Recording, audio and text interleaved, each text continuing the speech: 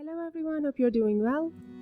When a customer brings in a device for repair, you need to issue a repair ticket by filling out this form. And after saving the ticket, you can view it here on the list and either print or send the repair ticket link to your customer.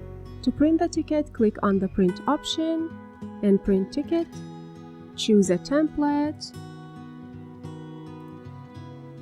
any of these three, and click on print. As you can see, you can print the ticket,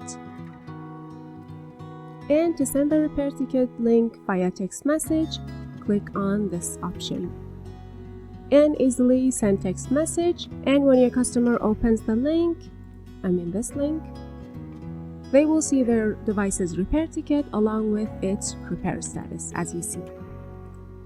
To be able to send text messages in Finty, all you need to do is to purchase SMS credit via PayPal or Stripe.